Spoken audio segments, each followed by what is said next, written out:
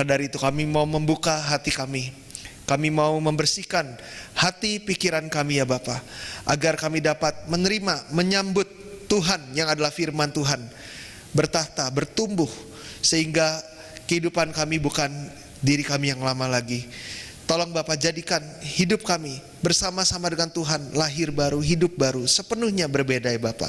Karena Tuhan bersama-sama dengan kami. Tuhan yang adalah firman, yang mengatur, yang memimpin, yang mengubah seluruh kehidupan kami.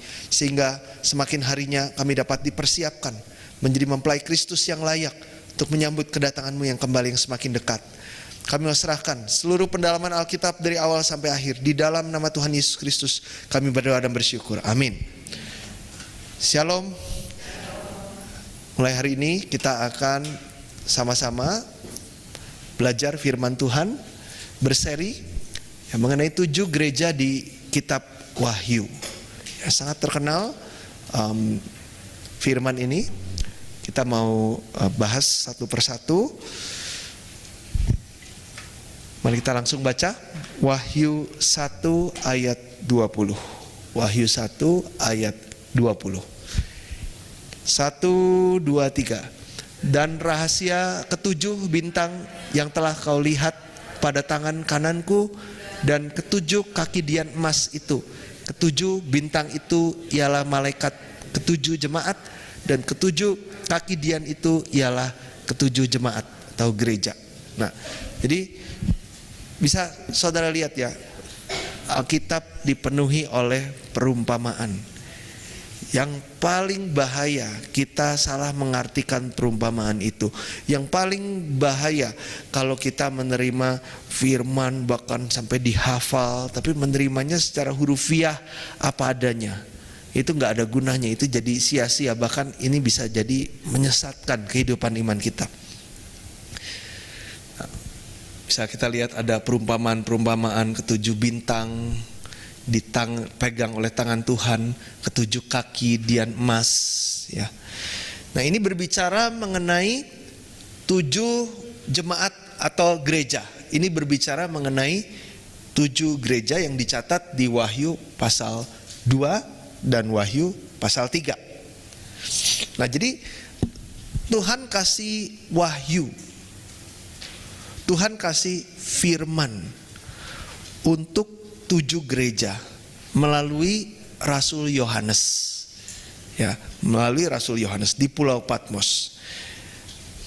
7 gereja ini berbicara mengenai 7 gereja di zaman itu, di zaman gereja mula-mula. Ya, yang lokasinya kalau zaman sekarang ada di negara Turki. Ya, ini gereja di masa lalu, gereja di saat itu. Nah, walaupun ini untuk gereja di masa lalu, lokasinya ada di Turki dan sekarang udah nggak ada lagi gerejanya. Ya, kita tuh Turki udah jadi negara Muslim kan. Nah, tapi firmannya bukan hanya untuk 7 gereja di masa lalu itu saja, tapi firman yang sama ditujukan kepada umat Tuhan yang sejati, kepada gereja Tuhan yang sejati.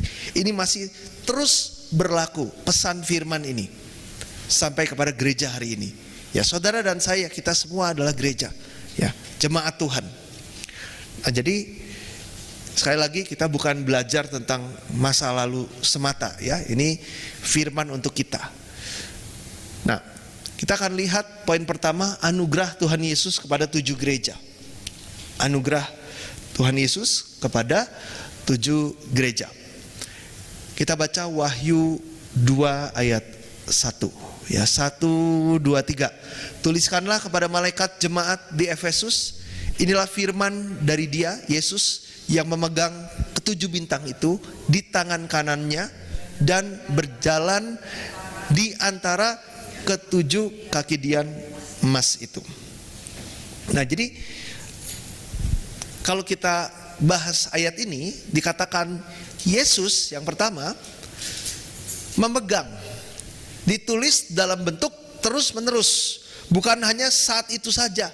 Saat itu sedang dan terus menerus dipegang, terus menerus. Ya, loh, gerejanya udah nggak ada, terus menerus. Maka ini firman berlaku untuk terus-menerus gereja Tuhan, umat Tuhan di sepanjang zaman.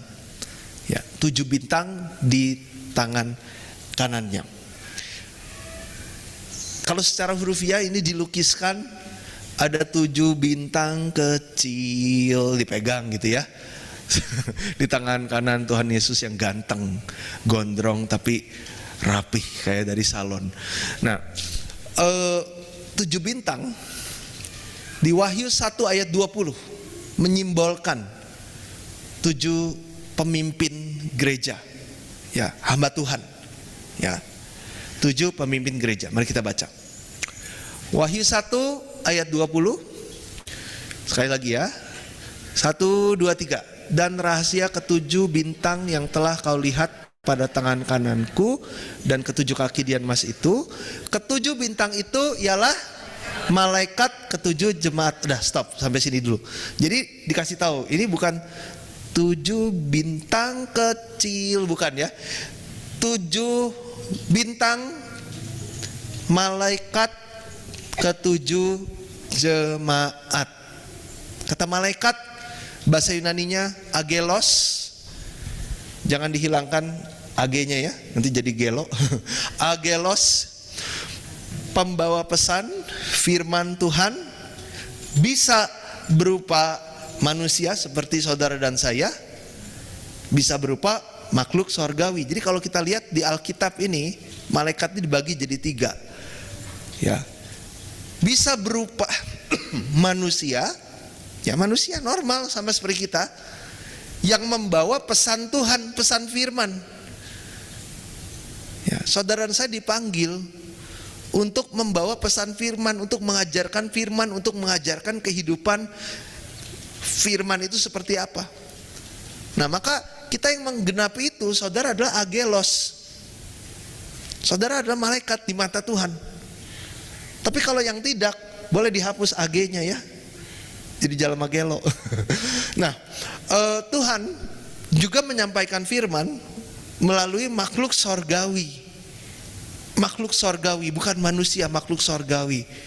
Ya, di sorga banyak malaikat dikirim, kasih firman, pesan Tuhan. Bisa. Nah, ini yang kita selama ini pikir, oh ya malaikat ya cuman makhluk sorgawi gitu. Padahal dari bahasa asli Yunaninya bisa berupa manusia loh. Oke, ya. Nah, lalu ada yang kategori ketiga, malaikat kuat atau malaikat yang tulisannya huruf besar, itu Tuhan sendiri.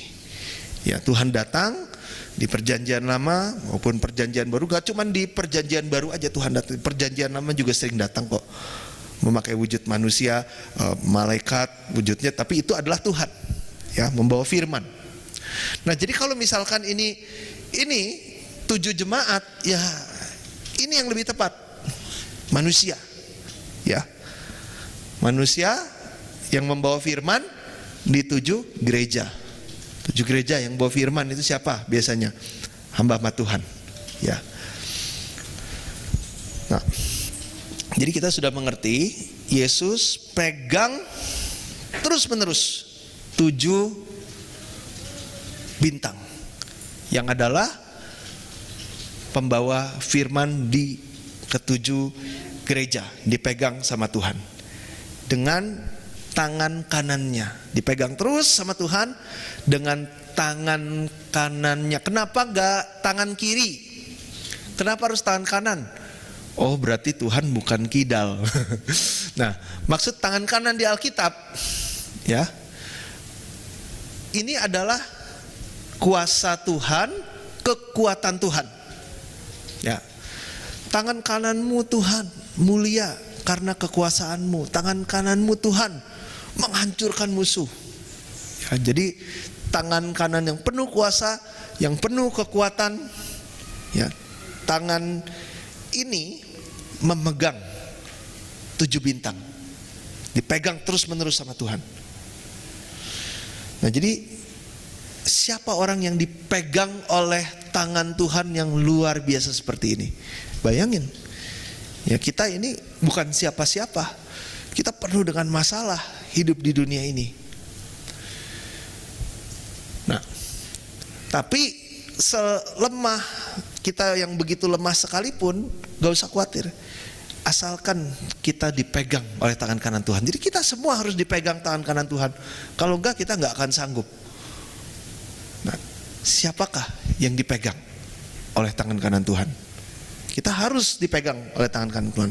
Maka kita adalah harus menjadi bintang, malaikat, pembawa pesan, menyampaikan firman. Ya, Matius 28 ayat 20. Ini amanat agung. Ajarin, ya, jadikan semua bangsa muridku. Ajarlah mereka melakukan segala sesuatu yang telah kuperintahkan kepadamu. Nah, kepada orang yang menjadikan semua bangsa murid, kepada orang yang mengajarkan orang untuk menjadi murid, bahasa Yunaninya matetes, orang yang belajar, orang yang menghidupi gitu. Jadi ajarin firman, ajarin cara hidup firman itu seperti apa. Aku menyertai kamu terus menerus sampai akhir. Ya, kepada siapa? Kepada yang menjadikan semua bangsa murid. Nah, jadi saat kita berpartisipasi untuk pekerjaan Tuhan ini, macam-macam kan tubuh Kristus.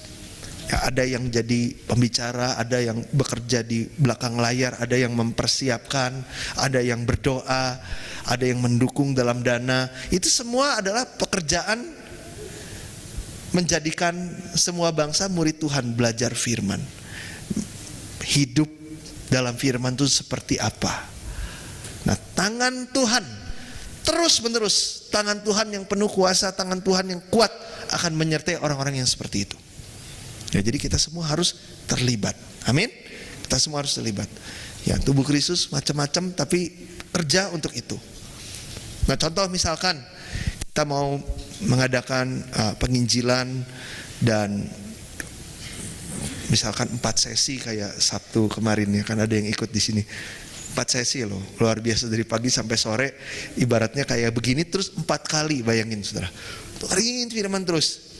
Nah, kalau misalkan nggak ada makan, nggak ada minum, nggak ada yang bisa diganjal gitu, pulang-pulang sakit semuanya.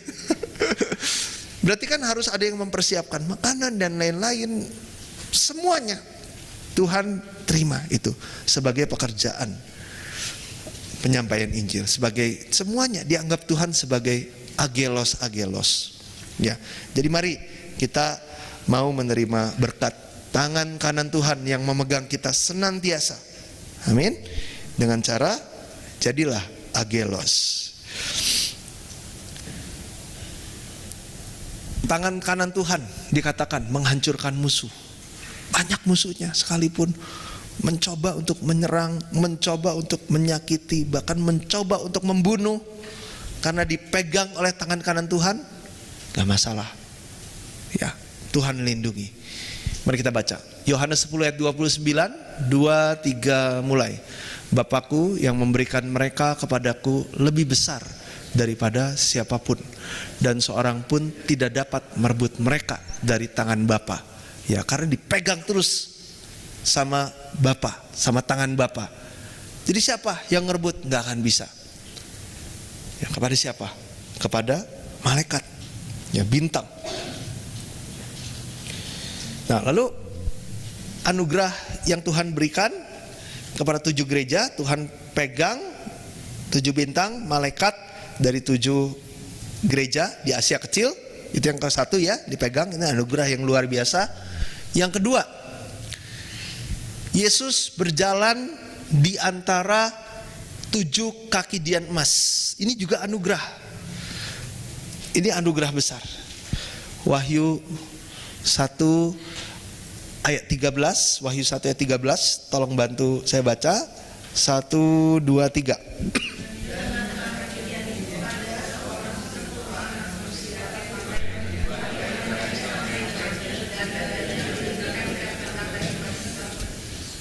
Ya, jadi di tengah-tengah kaki dian, kan ada 7 kaki dian, yaitu 7 jemaat gereja di Asia Kecil. Di tengah-tengahnya ada seorang serupa anak manusia, Yesus di tengah-tengah, di antara itu. Tadi juga dikatakan di Wahyu 2 kan. Ya, kita lihat ya. Di Wahyu nah, kaki dian 7 jemaat, artinya di antara kaki dian yang ada 7 itu 7 gereja, ya kan?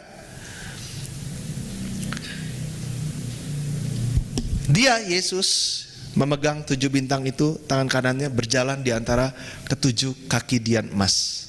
Jalan ada di antara situ.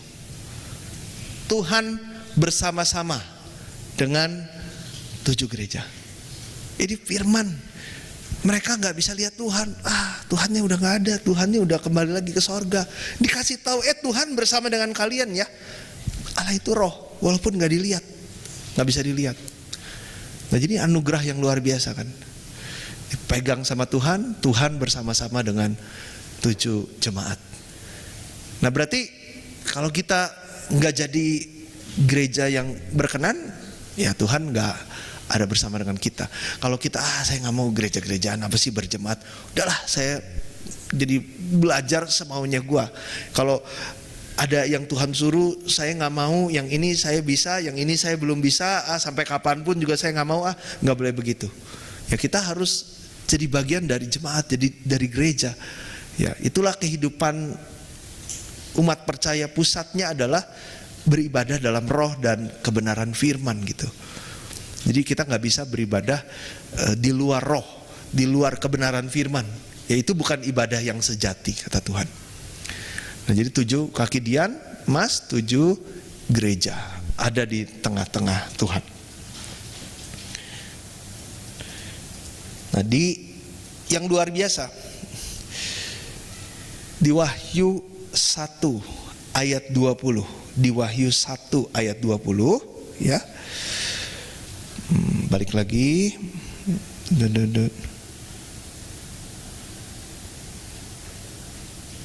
Sorry, saudara. Nah dikatakan di Wahyu 1, saya cek ayatnya ya. Saya salah nyatat, aduh.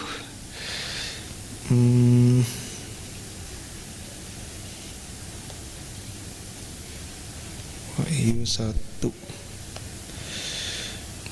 Dan karena itu dan yang hidup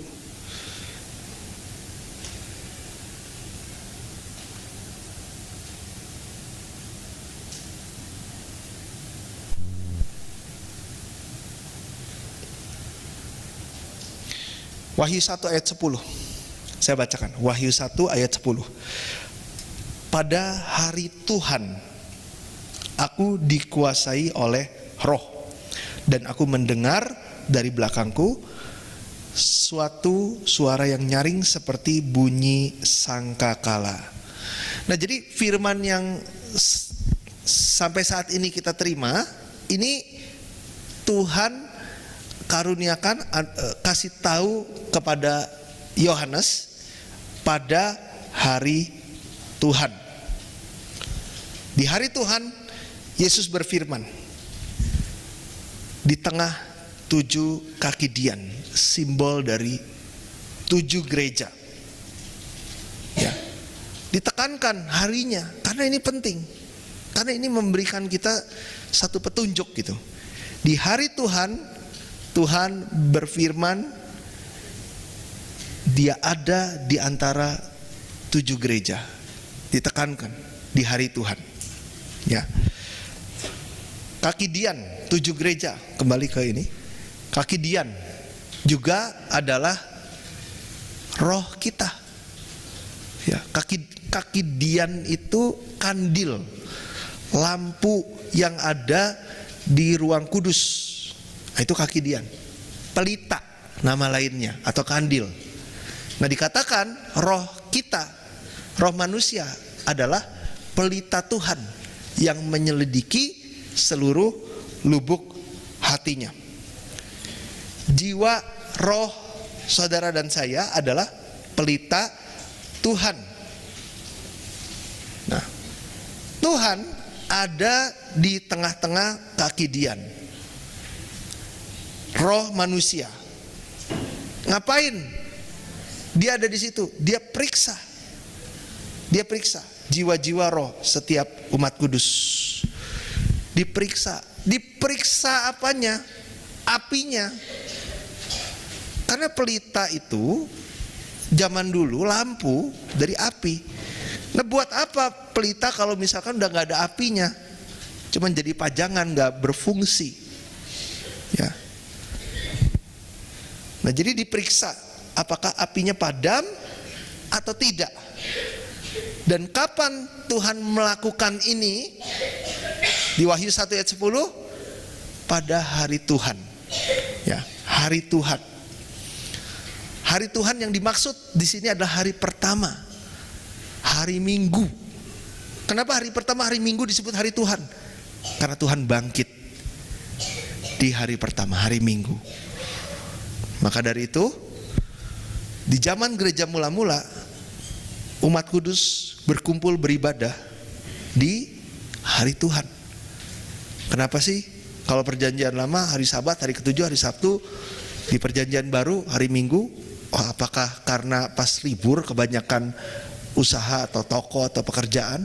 Ya bukan karena itu. Memang Tuhan yang tentukan. Dan oleh pemeliharaan Tuhan, hampir di seluruh dunia, hari Minggu itu dibuat libur sama Tuhan. Ini pemeliharaan Tuhan yang ajaib. Ya, bukan kebetulan, bukan gara-gara Minggu itu kebanyakan pada libur, yuk kita bikin ibadah di Minggu supaya lebih banyak yang bisa datang gitu, bukan. Ya, karena memang Tuhan menentukan ini. Ya, di hari Tuhan. Hari yang Tuhan tentukan untuk beribadah. Tuhan mau kita datang beribadah, menjaga hari Tuhan yang adalah penggenapan dari hari Sabat. Ya, jadi hari Tuhan sama hari Sabat itu sama, digenapi di hari Tuhan. Jangan lakukan apapun di hari Sabat. Ya, jaga hari Sabat. Kenapa? Karena Tuhan sedang melakukan pekerjaan di hari ini. Ya, dia sedang cek. Ini apinya padam gak? Api Roh Kudus, firman, api Tuhan dalam hidup kita. Gak boleh padam. Nah, sehingga siapa yang bertanggung jawab, dikasih tugas untuk menjaga, mengatur, dan terus pastikan pelita ini selalu nyala. Ya, di perjanjian lama ini adalah imam besar. Yesus datang sebagai imam besar yang sejati. Ini tugas Tuhan Yesus. Ya, harus terus-menerus menyala. Tuhan Yesus terus-menerus memperhatikan jiwa roh kita. Makanya hari Sabat jangan ngapa-ngapain. Datang ke hadirat Tuhan. Karena Tuhan mau nyalakan kembali. Ya, api roh kita yang memudar, yang mengecil, yang padam bahkan. Ya. Nah, ini adalah tugas imam besar. Makanya di perjanjian baru, di kitab Rasul Paulus banyak menyebut bahwa Tuhan Yesus adalah imam besar yang sejati. Ya. Jadi apa sih imam besar yang sejati? Kita harus kembali ke perjanjian lama kan. Ya. Dikatakan di Imamat 24 ayat 2 sampai 3. Ya. Tuhan kasih perintah bahwa pelita, kaki dian, kandil ini harus tetap menyala melalui minyak kan, melalui minyak. Ini harus tetap menyala. Harun, imam besar, harus tetap pastikan lampu tersebut menyala. Ya, kaki dian yang di depan tabir, yang ada di ruang kudus dalam kemah suci atau kemah pertemuan, terus menyala dari petang sampai pagi, 24 jam 7 hari terus menyala di hadapan Tuhan. Ini adalah ketetapan perintah firman Tuhan selama-lamanya. Selama-lamanya. Sekarang udah gak ada. Bait sucinya udah dihancurkan oleh Roma. Kemah sucinya udah gak ada. Tapi ini ketetapan untuk selama-lamanya. Jadi dilanggar dong. Ini berbicara mengenai makna rohani. Ya, roh jiwa manusia adalah pelita Tuhan yang Tuhan selidiki seluruh lubuk hati. Nah, kata tetap bahasa Ibraninya selalu terus-menerus selama-lamanya. Tuhan karuniakan ya terang dalam hidup saudara dan saya. Ini Tuhan yang karuniakan, bukan karena kitanya gitu ya. Ini imam besar yang melakukannya. Nah, supaya roh pelita kita ini selalu terang. Artinya apa saudara? Dalam hidup kita yang penuh dengan kegelapan ini, ya penuh dengan kegelapan, kalau Tuhan terus dan tetap menyalakan pelita ini menjadi terang, maka kegelapannya otomatis hilang. Nah, di ruang kudus, di kemah suci, itu berlapis-lapis, itu gelap gulita, gak ada ventilasi jendela cahaya apapun. Jadi betul-betul gelap. Sumber terangnya ini dari pelita kaki Dian, kandil yang dinyalain sama Harun atas perintah Tuhan. Nah, jadi dalam hidup kita itu gelap, gak ada yang terang dalam hidup kita. Nah, hanya kandil ya kaki Dian yang Tuhan nyalakan roh jiwa kita jadi terang. Nah, contoh kalau sekarang semua lampu dimatikan, termasuk yang dari luar karena ini banyak jendela-jendelanya kan gelap gulita. Nah, ketika ada terang, otomatis gelapnya pergi, hilang. Gelapnya akan mati aja, akan gak ada lagi karena ada terang. Ya, jadi apapun kegelapan dalam kehidupan kita ya hanya bisa diusir oleh api dari pelita yang imam besar nyalakan, Tuhan Yesus. Ya, Tuhan karuniakan ini pada hari Tuhan. Nah, maka dari itu Ibrani 10 ayat 25 mengatakan, janganlah kita menjauhkan diri dari pertemuan-pertemuan ibadah seperti yang dibiasakan banyak orang, karena waktunya sudah dekat. Ya, ketika waktunya sudah dekat, hanya 5 gadis bijaksana yang memiliki pelita yang tetap menyala yang bisa masuk dalam pesta perkawinan anak domba. Bagaimana kita bisa pastikan kandil kita, pelita kita tetap menyala, tapi kita mengabaikan hari Tuhan di mana Tuhan mau pastikan ini terus menyala dan membara. Jadi gak ada istilahnya tanpa aku harus ibadah di hari Tuhan aku bisa tetap menyalakan. Ya, siapa kita? Ini imam besar yang lakukan ini. Ini berkat anugerah. Ya. Nah, sehingga secara rohani kita memang harus terus-menerus berkobar dan menyala nih. Kalau enggak kita nggak bisa masuk ke sorga kan? Gadis bodoh nggak bisa. Gadis adalah mempelai, orang percaya, yang tahu Tuhan akan datang lagi. Jemaat kudus sekalipun, kalau pelitanya nggak nyala, diusir sama Tuhan. Saya nggak tahu, saya nggak kenal kamu. Yang penting cukup percaya Tuhan, gak murtad, pindah agama dan sebagainya, tetap masuk sorga. Ya kalau lu baik, lu kudus dan sebagainya, ya lu lebih hebat di sorga. Intinya naik level. Saya emang gak serakah level-levelan gitu lah. Yang penting masuk sorga aja udah sia-sia gitu ya. Gak ada istilah gitu. Umat kudus sekalipun ketika pelitanya gak nyala, saudara, goodbye, gak bisa masuk. Nah, berkat rohani yang memurnikan roh jiwa kita harus kita terima. Nah, ini anugerah. Kita mau baca 3 Yohanes 1 ayat 2. Mulai. Saudaraku yang kekasih, aku berdoa semoga engkau baik-baik atau berlimpah-limpah dan sehat-sehat saja dalam segala sesuatu, sama seperti jiwamu baik-baik saja, berlimpah-limpah.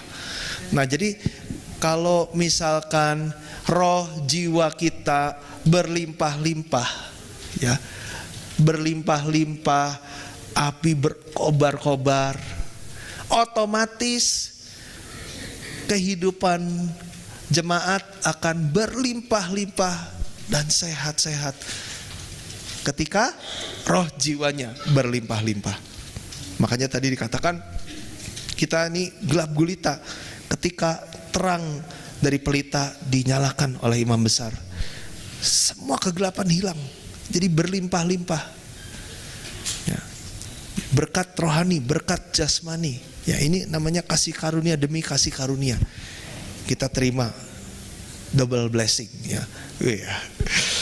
Berkat rohani, berkat jasmani. Siapa yang mau menerima double blessing, tolong tangkap. Dengan tindakan gini kita bisa terima tuh. Hari Tuhan datang. Kita mau dibakar sama Tuhan, dikasih api. Ya bukan cuman yes gitu, tapi hari Tuhan, di hari Tuhan. Ini pekerjaan Tuhan yang Tuhan lakukan. Tuhan mengaruniakan jiwa kita menjadi baik. Kuncinya di hari Tuhan. Ya. Kata Yesus ada di tengah-tengah kaki Dian, berjalan di antara 7 kaki Dian. Ini ditulis dalam bentuk terus menerus. Bukan saat itu aja. Di Pulau Patmos kurang lebih 2000 tahun yang lalu saja. Di tahun 95 kurang lebih. Bukan saat itu saja. Tuhan ada bersama-sama dengan 7 kaki Dian, 7 jemaat, 7 gereja di hari Tuhan. Tapi terus menerus seperti itu sampai hari ini. Ini yang Tuhan lakukan di hari Tuhan. Ya luar biasa sekali. Nah kalau kita lihat 7 gereja di Asia Kecil. Yang pertama ada Efesus, yang kedua Smyrna, 3 Pergamus, keempat 1, 2, 3, 4, keempat Tiatira, 5 Sardis, 6 Philadelphia, 7 Laodikia. Nah hari ini kita ada waktu sejenak, kita akan masuk dan mulai bahas gereja yang pertama, gereja Efesus. Poin pertama, terhadap gereja Efesus Tuhan memuji. Ya. Poin kedua menegur. Kita lihat dulu pujiannya. Nah jadi pujian ini ya artinya apa saudara? Oh si gereja Efesus melakukan A, B, C, D, E, F, G. Tuhan senang, Tuhan berkenan, Tuhan puji. Harus begini. Ya jadi yang poin-poin yang dipuji ini harus digenapi dalam hidup kita. Ya bukan kita mau minta puji gitu ya, tapi kita mau mengejar perkenanan Tuhan seperti Daud. Ya seorang yang berkenan di hatiku, atau terjemahan lainnya seorang yang hatinya sama dengan aku. Kita harus mengejar perkenanan Tuhan. Ini bukan perkenanan manusia. Ya otomatis kepada yang dikenan oleh Tuhan, Tuhan puji. Ya bukan mau minta puji ya, sekali lagi ya. Nah jadi saya mah orangnya gak mau minta puji lah. Gue mah terserah orang mau ngomong apa, gue orang ngecuek. Kita harus berkenan. Otomatis kita dipuji oleh Tuhan. Jadi pujian poin-poin ini yang kita akan lihat, ini harus kita hidupi. Amin. Nah, sedikit ngantuk. Wahyu 2 ayat 1 sampai 3. Kita mau baca Wahyu 2 ayat 1 sampai 3. Mulai. Tuliskanlah kepada malaikat jemaat di Efesus, inilah firman dari Dia yang memegang ketujuh bintang itu di tangan kanannya dan berjalan di antara ketujuh kaki Dian emas itu. Berulang-ulang saudara baca terus nih, tapi udah ngerti langsung makna rohaninya, hebat saudara ya. Jadi ini firman ditujukan kepada Efesus ayat 2 mulai. Aku tahu segala pekerjaanmu, baik jerih payahmu maupun ketekunanmu. Aku tahu bahwa engkau tidak dapat sabar terhadap orang-orang jahat, bahwa engkau telah mencobai mereka yang menyebut dirinya rasul, tetapi yang sebenarnya tidak demikian, bahwa engkau telah mendapati mereka pendusta, dan engkau tetap sabar dan menderita oleh karena namaku, dan engkau tidak mengenal lelah. Ya, 3 hal yang Tuhan kita puji terhadap gereja Efesus. Tuhan tahu apa yang mereka lalui. Tuhan sangat-sangat tahu. Gak usah dikasih tahu sama orang-orang, Tuhan sangat-sangat tahu. Dan Tuhan mau tahu tentang mereka, yang kalau dirangkum penderitaan yang mereka alami. Ya. Pertama, Yesus tahu, ya Yesus puji segala pekerjaan mereka, jerih payah dan ketekunan mereka. Ya. Semua pekerjaan yang dilakukan untuk Tuhan, demi Tuhan, untuk kemuliaan Tuhan, jerih payah yang persembahkan, ketekunan untuk Tuhan. Ini maksudnya untuk Tuhan ya. Tuhan tahu, Tuhan puji, nggak ada yang sia-sia, ya, nggak ada yang sia-sia. Jika kita melalui penderitaan, ya kerja untuk Tuhan, ketekunan, gak ada yang sia-sia. Kita mau baca 1 Korintus 15 ayat 58 mulai. Karena itu saudara-saudaraku yang kekasih, berdirilah teguh, jangan goyah, dan giatlah selalu dalam pekerjaan Tuhan. Sebab kamu tahu bahwa dalam persekutuan dengan Tuhan jerih payahmu tidak sia-sia. Gak ada yang sia-sia. Jadi jangan nyerah, teguh, jangan goyah, rajin terus, selalu dalam pekerjaan Tuhan. Ya, coba bayangkan saudara. Saudara lakukan ini kan sesuai firman ya, nggak sia-sia. Berarti ini bagikan investasi. Saudara lakukan ini nggak sia-sia. Hasil dari investasi saudara ini kekekalan, ya. 1000 tahun di mata Tuhan itu sangat-sangat singkat dibanding kekekalan. Nah kita hidup, ya paling lama nggak nyampe 100 tahun kan. Berarti maksudnya nggak terlalu lama kok yang kita lakukan. Tapi ini nggak sia-sia, ini efeknya kekekalan. Jadi ini luar biasa sekali. Ya. Lalu kalau 3 ayat 23 mulai, apapun juga yang kamu perbuat, perbuatlah dengan segenap hatimu seperti untuk Tuhan dan bukan untuk manusia. Tuhan tahu kesalahan kita itu apa? Untuk manusia. Bahaya, humanisme itu bahaya. Wah kita baik, kita gini-gini. Tapi kalau untuk manusia nggak boleh, kata Tuhan. Semuanya demi Tuhan, untuk Tuhan, bukan untuk manusia. Oh kalau gitu nggak usah berbuat baik sama manusia. Berbuat baik sama manusia, tapi untuk Tuhan, ya, bukan untuk manusia. Penting sekali. Ya. Matius 24 ayat 46 mulai. Berbahagialah hamba yang didapati tuannya melakukan tugasnya itu ketika tuannya datang. Yesus lagi ngomongin soal akhir zaman. Siapa yang diberkati di akhir zaman? Siapa yang dikutuk menerima kutukan kekal di akhir zaman? Yang diberkati, yang menerima berkat adalah yang terus setia bekerja jadi hamba. Ya, salah satunya jadi agelos, malaikat, saudara ya. Nah, yang udah nggak mau malas, udah capek, cukup pensiun dan sebagainya, terima neraka kekal. Ya, jadi ini menyeramkan. Ini bukan sesuatu yang kayaknya nggak juga nggak apa-apa, bukan nggak cocok firman ini buat saya. Ini hidup dan mati kita, saudara. Ya, terus kita harus rajin sampai akhir. 2 Timotius 4 ayat 5 mulai.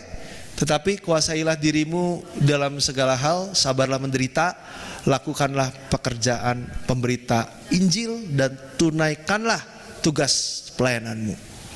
Ya.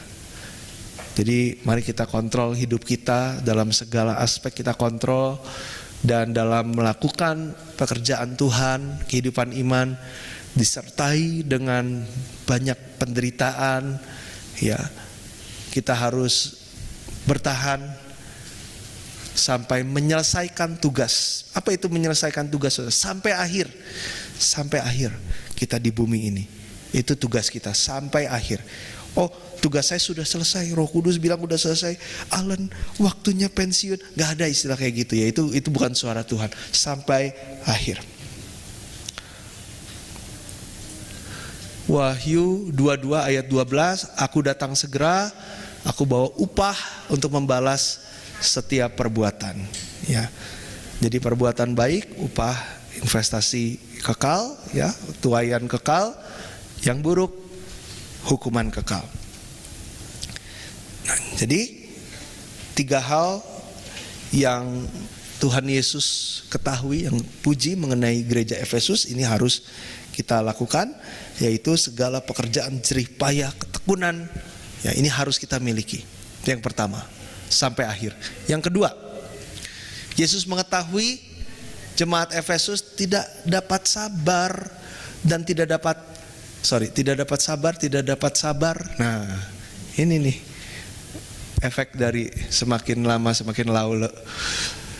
tidak dapat sabar terhadap orang-orang jahat, bahwa engkau telah mencobai mereka yang menyebut dirinya rasul tetapi yang sebenarnya tidak demikian, bahwa engkau telah mendapati mereka pendusta.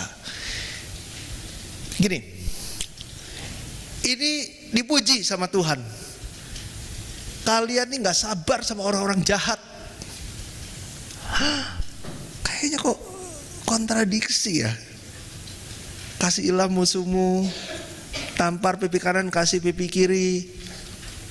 Ini gak sabar sama orang-orang jahat tuh Tuhan ketahui, Tuhan puji.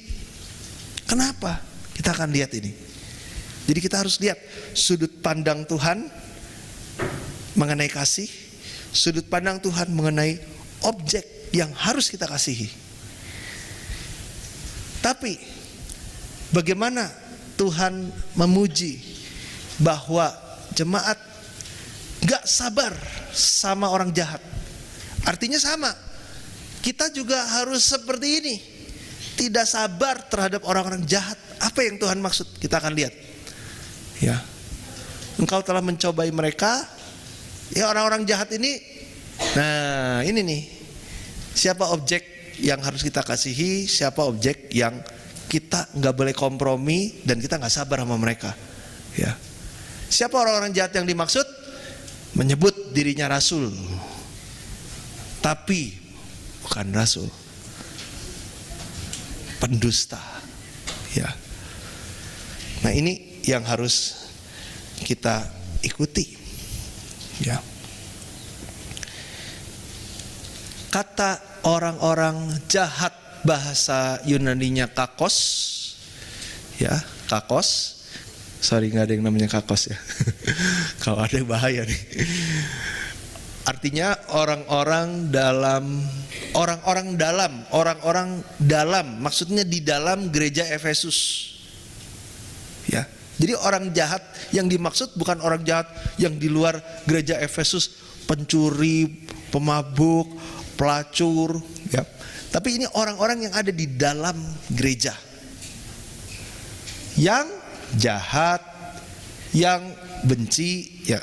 Maksudnya orang penuh dengan kebencian gitu ya, yang busuk, yang menyakiti, yang menyakiti tubuh Kristus, menyakiti jemaat, menyakiti gereja, sampai dengan menyakiti Yesus, yang menjijikan di mata Tuhan.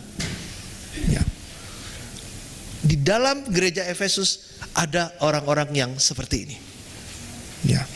Mengaku percaya Yesus, tapi bohong. Ya, orang percaya Tuhan, mengikuti Tuhan, percaya firman, taat sama firman, mengakunya begitu, tapi kehidupannya nggak seperti itu. Ya, kehidupannya tidak sesuai firman, tidak kudus. Nah, Tuhan melihat jemaat di Efesus yang benar itu menderita gara-gara orang-orang ini. Tuhan tahu ini, bagaimana mereka menderita. Ya. Terhadap pendusta-pendusta, ya, pembohong-pembohong ini. Di Wahyu 2 ayat 6 dikasih contoh. Kita baca 1, 2, 3. Tetapi ini yang ada padamu, yaitu engkau membenci segala perbuatan pengikut-pengikut Nikolaus yang juga kubenci. Aku, kata Tuhan Yesus, benci si Nikolaus dan pengikut-pengikutnya. Ini orang dalam nih. Dan jemaat yang benar ikut membenci apa yang Tuhan benci.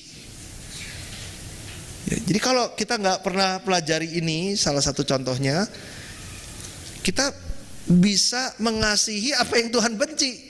Silakan saudara, itu nggak berkenan di mata Tuhan. Ya, membenci yang Tuhan benci. Siapa? Nikolaus dan pengikut-pengikut Nikolaus. Siapa mereka? Mereka pendusta, mereka penyesat. Mereka ini orang-orang yang menyesatkan jemaat-jemaat di Efesus. Jadi yang dimaksud jahat oleh Tuhan itu siapa saudara? Pendusta, penyesat, yang mempengaruhi umat Tuhan, yang menyakiti tubuh Tuhan. Itu orang jahat di mata Tuhan. Di satu sisi Tuhan suruh kita mengasihi orang jahat. Di satu sisi Tuhan Yesus datang kepada orang-orang yang gak benar. Di mata dunia orang jahat itu yang kriminal dan sebagainya. Justru itu adalah orang-orang yang Tuhan rangkul kan.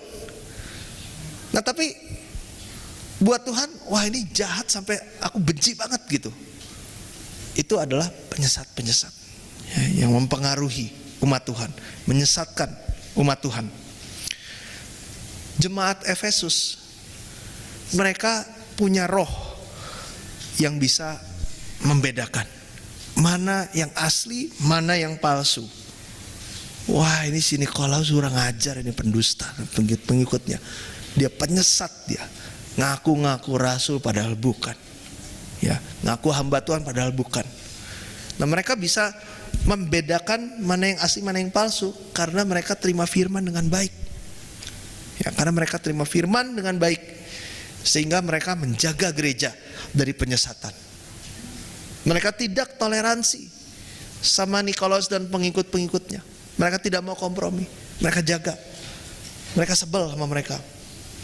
Nah untuk bisa menjadi gereja yang sejati, ya kita sebagai jemaat kudus, kita harus dipisahkan dari orang-orang jahat. Seperti contoh ini, harus dipisahkan. Kenapa? Kalau enggak, kita enggak akan bisa jadi gereja yang sejati.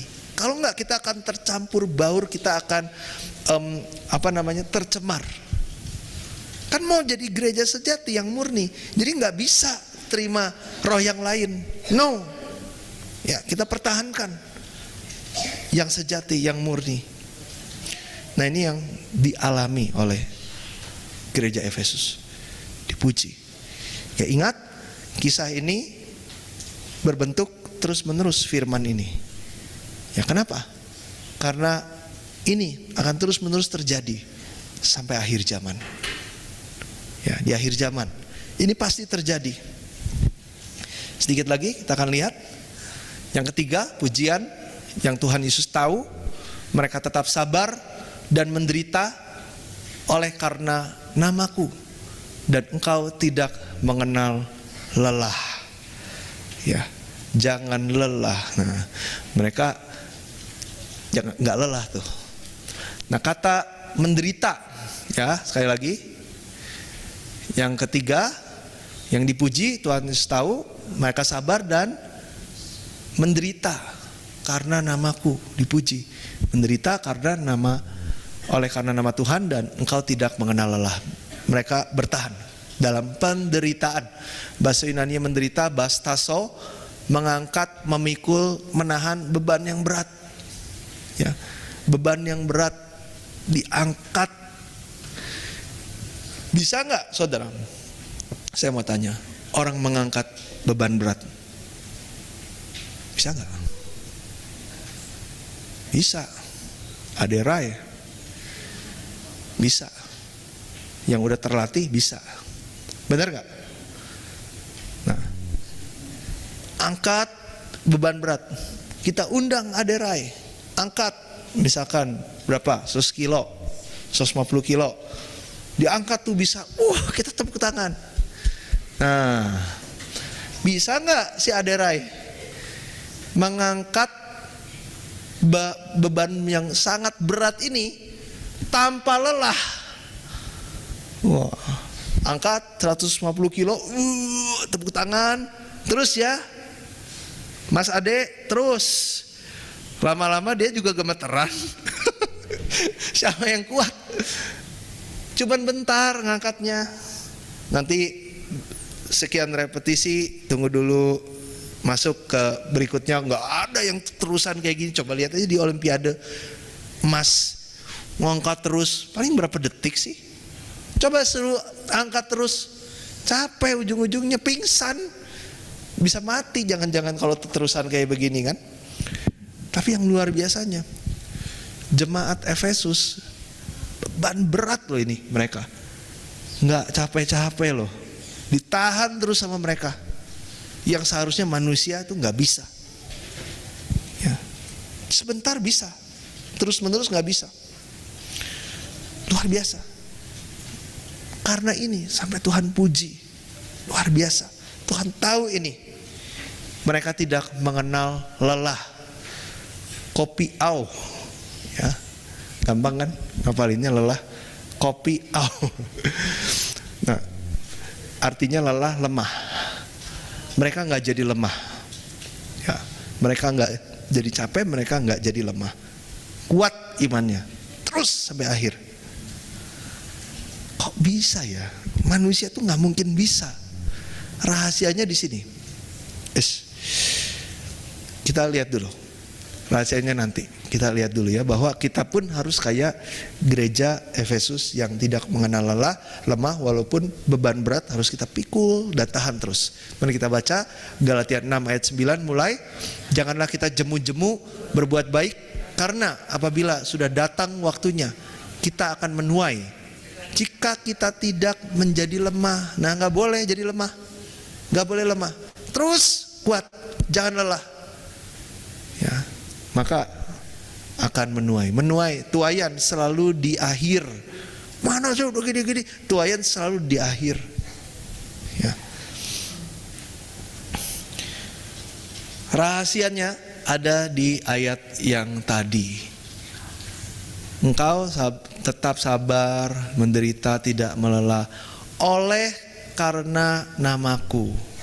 Ya, oleh karena namaku, atau untuk nama Yesus. Karena nama Yesus, untuk nama Yesus. Kalau kita lakukan sesuatu untuk dan karena aku, untuk aku, sebentar capek, saudara. Sebentar capek, sebentar lelah. Ujian yang berat, beban semakin berat, akhirnya udahlah, gua udah gak kuat lagi. Ya, kalau untuk sendiri, karena sendiri, gak akan bisa bertahan sampai akhir. Nah, tapi kalau untuk Yesus, nama Yesus, nama itu pribadi. Nama Allen menunjuk kepada ya si Allen gitu kan. Untuk Tuhan, untuk Yesus, maka Yesus sendiri yang memberikan kekuatan. Dan apapun kesusahan, beban yang begitu berat sekalipun, yang gak bisa kita lakukan karena Tuhan, ya, kita lakukan ini untuk Tuhan, maka Tuhanlah yang memberi kekuatan. Jadi kalau saudara perhatikan, Israel ini siapa? Israel ini hanyalah sekelompok budak yang dijadikan sebuah bangsa yang besar dan sangat-sangat kuat. Bangsa yang kecil dikelilingi oleh musuh-musuh yang kuat, perang, 3 kerajaan jadi satu. Coba-coba lawan umat Tuhan, kalau umatnya lagi benar dia, itu 3 kerajaan yang kuat-kuat bisa kalah langsung. Tanpa umat Israel harus perang. Karena dipegang oleh Tuhan. Ya, karena demi nama Tuhan. Tapi kalau umat Israel gak disuruh perang, terus mereka tersesat oleh nabi palsu, terus perang atas nama Tuhan, tetap mau bagaimanapun kalah. Ya, jadi kalau dipegang oleh Tuhan sekali lagi, maka akan menang. Ya, maka gak akan lelah, akan kuat sampai akhir. Nah, maka dari itu kuncinya untuk Tuhan, karena Tuhan, ya, ini kuncinya. 1 Petrus 4 ayat 11, mari kita baca. 2, 3, mulai. Jika ada orang yang berbicara, baiklah ia berbicara sebagai orang yang menyampaikan firman Allah. Jika ada orang yang melayani, baiklah ia melakukannya dengan kekuatan yang dianugerahkan Allah. Nah, ya. Jadi jangan sendiri, jangan dari aku, untuk aku, karena aku, tapi dari Tuhan, untuk Tuhan. Karena kekuatan Allah ini dianugerahkan kepada kita, sehingga beban yang berat sekalipun kita bisa tahan sampai akhir. Yang Aderai sendiri pun gak bisa lakukan ini, ya. Nah, jadi dalam semua pekerjaan, pelayanan, apapun yang kita lakukan, ya, untuk kemuliaan Tuhan. Jika ada tujuan dan motivasi lain, ya, kita akan membuahkan daging, ya, hanya akan membuahkan kegelapan, hanya akan komplain, dijamin. Ya. Kolose 3 ayat 23, ayat terakhir untuk hari ini. 1, 2, 3. Apapun juga yang kamu perbuat, perbuatlah dengan segenap hatimu seperti untuk Tuhan dan bukan untuk manusia. Diulang lagi ya. Dan bukan untuk manusia. Nah, jadi hari ini kita belajar bagaimana gereja Efesus berkenan di hadapan Tuhan. Tuhan tahu, Tuhan mengerti, Tuhan anugerahkan berkat ketika umatnya bertahan sampai akhir. Semua pekerjaan, jeripayah, ketekunan, kerajinan untuk Tuhan, ya, membenci apa yang Tuhan benci dan menjaga kemurnian gereja, ya, agar tidak tercemar, tidak boleh berkompromi, ya, jaga gereja, ya, jangan izinkan yang nggak benar itu bisa masuk, ya. Tuhan puji ini, ya, sabar menghadapi ini semua, orang-orang jahat di mata Tuhan, penyesat-penyesat, ya, tetap sabar dan menderita karena nama Tuhan dan tidak pernah mengenal lelah. Ini harus menjadi bagian dari kehidupan kita. Nah, minggu depan kita akan lihat bagaimana, ya, Tuhan menegur gereja Efesus. Sangat-sangat penting, ya. Jadi kita PR-nya banyak. Kita belum kayak gereja Efesus, saudara. Nah, ini PR kita. Plus minggu depan kita akan ditegur sama Tuhan.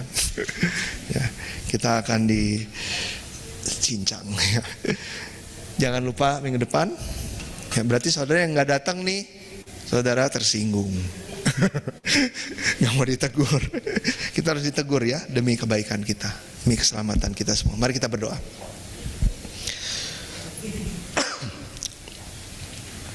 Bapak, kami mengucap syukur Bapak atas kasih karunia yang berlimpah.